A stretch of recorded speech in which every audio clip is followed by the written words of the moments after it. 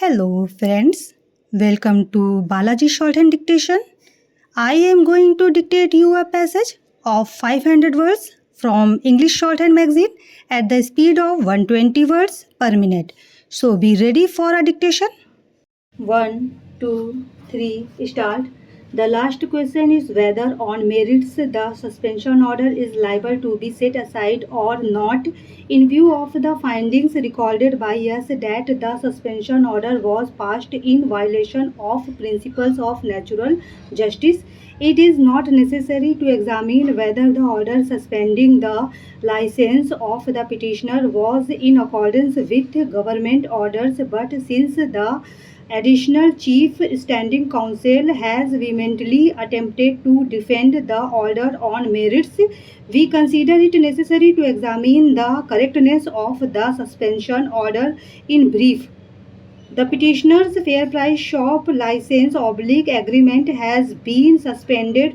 The suspension order does not disclose that any opportunity of hearing was given to the petitioner. It appears that Sub-Divisional Magistrate Bareilly, on the basis of oral complaints of the village, got an inquiry conducted against the petitioner on 27 May 2005, and in the inquiry it was found that the shop was closed and red board was not put outside the shop. The fair price shop licensee was charging rupees 12 per litre in excess of the scheduled price of kerosene oil, which was violation of condition number 24 Gha of the license agreement. In the inquiry, ration cards were also inspected, and it was found that every month kerosene oil was not properly distributed. Sugar was also not properly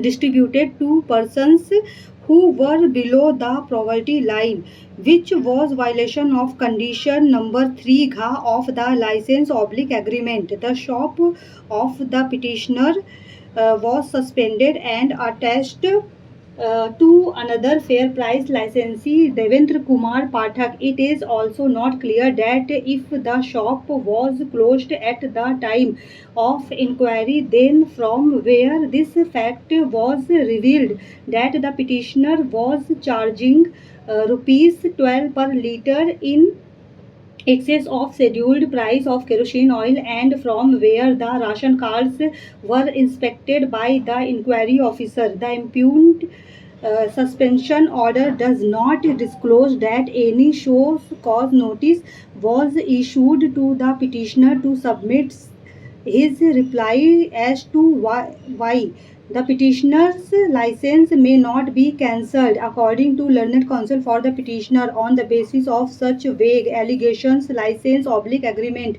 of the petitioner could not be suspended. Normally, we would have directed the petitioner to avail alternative remedy of appeal, but we find from the show cause notice that almost all the charges are absolutely vague, without giving any specific instance and without mentioning any material on the basis of which each of the charges is proposed to be proved against the petitioner. For example, when charge number 2 says that distribution according to entitlement of ration cards holder has not been made every month, the notice should also have indicated when and to which card holders has not been made every month. The notice should also have indicated when and to which card holders distribution was not made. Similarly, when charge number 4 says that kerosene oil is being sold at the rate of rupees 12 per litre, it should have been disclosed when and from which person such extra value was charged. Stop.